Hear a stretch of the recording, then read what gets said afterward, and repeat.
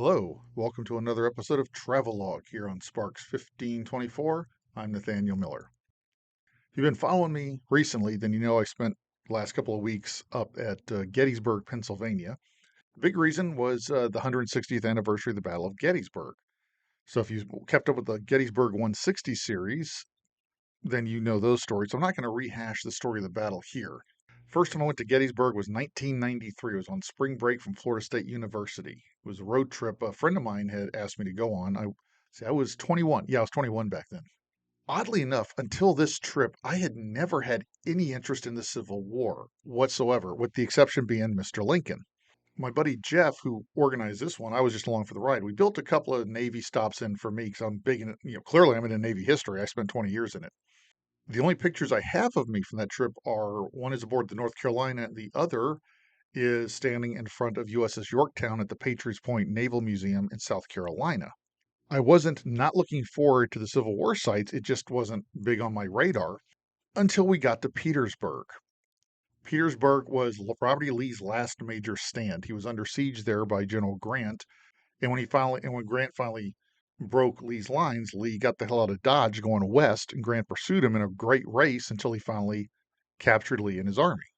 We're at the Petersburg Cemetery, the Confederate cemetery, and I found the grave of a Confederate soldier named Austin Pay Lyles. The grave, old stone is broken, leaned up against a tree. The tree itself is growing into the grave. And as Jeff and I were looking around, I told Jeff, kind of in a way, this tree now is Austin Lyles. It's kind of symbolically him. I mean, literally, he's grown through his grave. And when I said that, the oddest thing happened. It literally was like scales fell off my eyes. Suddenly I could see. We were supposed to go to Manassas the next day, but Jeff suggested Gettysburg. And suddenly I'm all over this Civil War thing. It just suddenly, this whole world's open to me. I never really got into before. And suddenly I'm in the middle of it and I'm in love with it. So we got to Gettysburg, and I didn't realize this until this year. We went to Gettysburg in 93. We were there only a few months before the 130th anniversary of the battle. But I was so excited by this that I did something completely out of character for me. At least it seemed at the time. For a guy who is very insecure, very anxious, nervous about doing anything, I decided I want to do this again my senior year. Only I gotta set it up and organize it and find somebody to go because my buddy Jeff, he had moved on. A friend of mine named Les, he was in high school with my brother and I. We didn't know each other much in high school. He and I really kind of got on each other's radar screens at Florida State.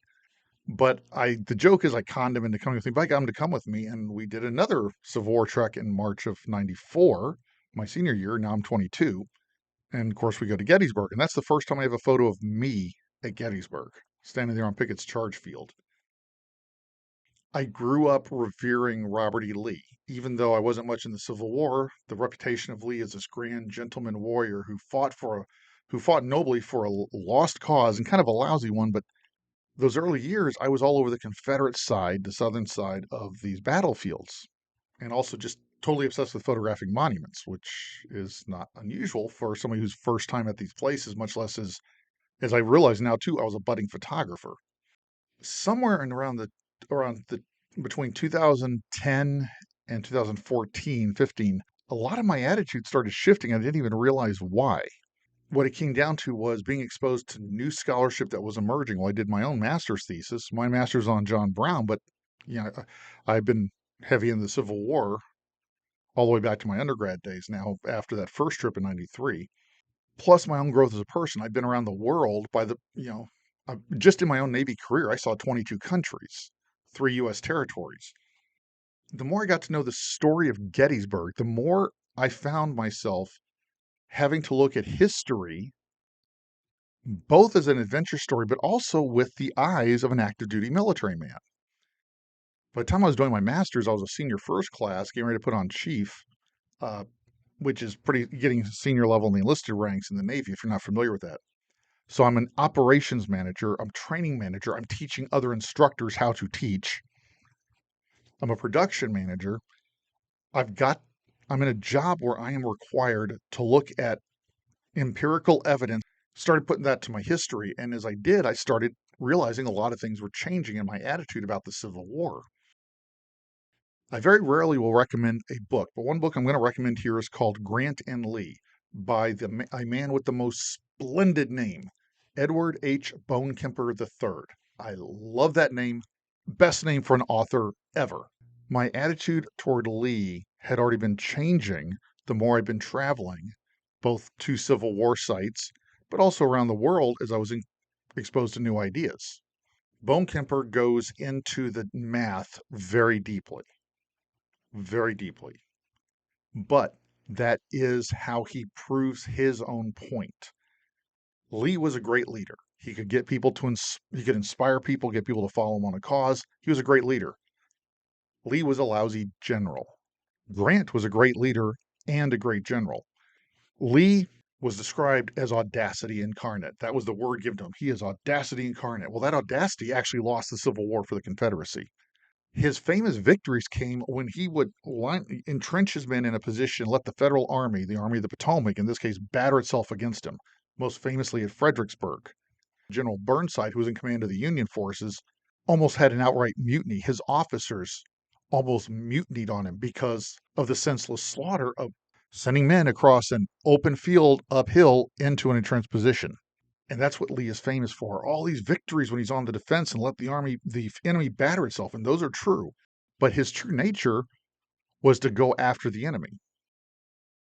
General Washington wanted to do the same thing. He wanted to be the grand general, to knock out the British in one punch and win the war. After the Battle of New York, Washington realized he did not have the skill as a general, nor did he have the army to face off against a superpower and do it. Washington swallowed his pride. He knew that he could still win the Revolutionary War if he kept the Continental Army intact. So he kept his army intact, even though he went through 8 years of abuse by our own people because you're not winning victories. He was. It was a slow motion one. And it was the right one because he won the revolution by protecting his army, forcing the British to always come after him until they were just wiped out. Lee never got that memo. He wanted to knock out the enemy every chance he could. Per capita, he lost more men out of his small army. He lost more men per capita than Grant ever did. So he gets to Gettysburg, and not only, as I've been learning, I talked about this in the Gettysburg 160 series, not only is his command style very loosey-goosey, I'm going to give my orders and stand over here and let y'all make it happen. So he did not maintain control of the field. One of the excuses was, well, he was ill because he had a heart attack or something similar in 1862. Okay, yeah, fine. He was sick. That still doesn't take away the responsibility of a military man to maintain control of his army and his field. The final debacle of Pickett's charge was Fredericksburg reversed. This time, the Union Army of the Potomac has the high ground and they're dug in behind this very powerful position. Lee is going to send his army across a mile of open ground where the entire Union line, cannon and musket, can be firing on him the whole time and just decimating him. Grant's most famous victory was Vicksburg. He won that mostly by outmaneuvering the Confederate army that he was fighting. He outmaneuvered them and forced them into the city where he laid siege to the city until they finally capitulated. Grant understood that he had to take out Lee's army. Once Grant took command of all the Union armies, Grant won the Civil War in just over a year. Another outcome of my repeated visits to Gettysburg over the last 30 years has been the discovery of George Gordon Meade. Meade took command of the Army of the Potomac only 3 days before the battle was fought. He literally didn't know where half his army was while fighting the biggest engagement of the Civil War. Meade was the antithesis of Lee in command style.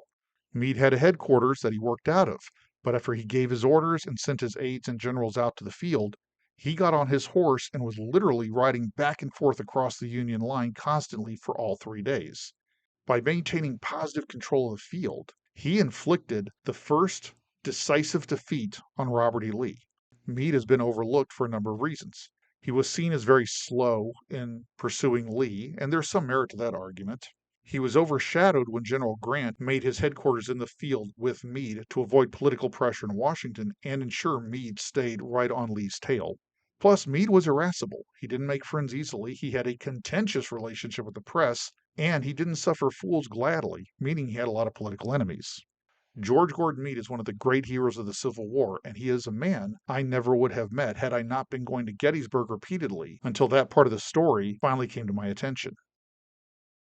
Nothing that travel did for me was that first spring break in 93 that Jeff drugged me along on and got me so excited I did it the next year myself, which looking back was one of the first times in my life, Mr. Insecure being, this was decades before I was diagnosed with autism. Nobody understood why I was so scared and squirrely about everything. Nobody understood why I reacted like I did. I certainly didn't. I honestly thought I was just a coward. But despite all of that, I still organized a road trip on my own, figured out the funding, the course, the destination, found somebody to go with me, and did it. Travel, in a way, was a therapy for me that I didn't know I needed as a therapy because it got me outside of my own insecurities, outside my own anxieties to doing some great adventures. Now, at 51 years old, before going to the 160th of Gettysburg, now I do understand why, even at this age, before I do a road trip or something, I'm absolutely just tensed up and terrified. It's because that's an autism trait, because I'm changing my routine. And part of being autistic is being very rigid in your thinking. So travel helped me break down a barrier that might have kept me very contained in a very small part of my life, a barrier I didn't even know existed. Plus, exposed me to new ideas. So even though I have a very naturally rigid way of thinking, I already have a habit. I developed a habit when I was much younger about considering other ways of thinking. So for me, looking back, that was one of the best pieces of therapy I could have done as an autistic person. I just didn't know it. I just wanted to go see these places again because it was fun. It was exciting. There's all these stories. I had been going to Gettysburg for about 10 years off and on when I finally learned that a good bit of fighting happened in town. When you visit the Park Service facilities now, you will hear about how the Confederate forces swept the Union through town and the horrible urban fighting that happened. You didn't hear that really when I went there the first few times. Oh, I still like the monuments. They're beautiful pieces of art and they mean something because they make you start asking questions about the men who were fighting there. But I found myself gravitating more toward the town now because the urban fighting that happened in Gettysburg on July 1st and July 2nd of 1863 was every bit as ugly and terrifying and frantic as what our soldiers and Marines went through in Iraq in places like Fallujah and Mosul or Mosul. I know I'm pronouncing that one wrong. Sorry. There are houses in Gettysburg. The first one comes to mind is the Rupp House, RUPP. It is currently now a children's museum about children's experience during the Civil War. But the Rupp family was hiding in the basement while, quite literally, Union soldiers were on their front porch firing through the house at Confederate soldiers on the back porch, firing through the house at the Union soldiers. It happened all through town. Many families were hiding in their basements listening to all this. Shells, firing, cursing, screaming, sometimes seeing blood dripping down the walls from the wounded upstairs. You realize we go to war, we go to the movies for sex, drugs, and rock and roll. If you approach a historical setting the right way, it is sex, drugs, and rock and roll. It's all the stuff we go for to see at the movies, but it was real. George and Henrietta Shriver had built a nice little facility in Gettysburg, the Shriver House. They had a tavern in the basement. They had built a small bowling alley in the backyard, and that was going to be their life. They were just about to open when a little dust up starts in April of 1861. George, like many men, went to join the army. He wanted to support the Union cause. Like most soldiers and most families, everybody expected him back home by Christmas. Well, he actually did get home for Christmas, but it wasn't Christmas of 1861. He did get a 10-day furlough to come home for Christmas of 1863, so he finally got home for a Christmas. Goes back off to war, gets captured by the Confederates, and dies in Andersonville Prison in Georgia. Henrietta had taken the children and fled to some other relatives' houses in near Gettysburg, trying to avoid the fighting. Well, the house they were in was overrun too, so she and her kids were trapped no matter what. She comes back and finds the house, the tavern, in ruins. Their house was one of the most famous places that Confederate sharpshooters hid at to fire at Union forces. Henrietta would end up marrying again. She died at the age of 80 in 1916, but she outlived her second husband by at least 16 years. He died in 1899 or 1900. I believe it was 1900. That story of George and Henrietta Shriver, you have a man and a woman, great dreams. They build everything. In the 19th century, they did it pretty much themselves. and I did it all by hand, interrupted by this great war. The whole thing, it's a tragedy of Shakespearean, of Greek tragic epic levels. I started going to Gettysburg in 93 and I looked at monuments. Nothing wrong with that because those were the on ramp that let me start getting into the story and the stories that make up the story. Gettysburg's 160th is over. I do hope to be there for the 170th, etc. God willing, I will be there for the 200th in 2063. For me, it turned out to be one of the greatest therapies I could have had as an autistic man because that love of travel has kept me from stagnating and becoming locked up in a small bubble in my head because I do suffer such severe anxiety when I break my routine. Those are my thoughts. Let me know what yours are. Leave a comment here or on my written blog, which is linked down below. If you are interested in Gettysburg's 160th anniversary, those videos are here on my channel, but they're here as 5 individual episodes, but I also put them together into one compilation. I will link that down below in the description. The Shriver House Museum in Gettysburg is dedicated to telling the story of the civilian experience during the Civil War. It's more than worth the time to take a tour of it if you're in town. I have linked them down below in the description as well. Hope to see y'all soon. Please feel free to share this if you want. Hit that little like and subscribe button, and if you want to keep up with my ongoing programming. Otherwise, until we meet again here on Sparks 1524, thank you for your time. I hope y'all have a great week. And remember, go and do some great things.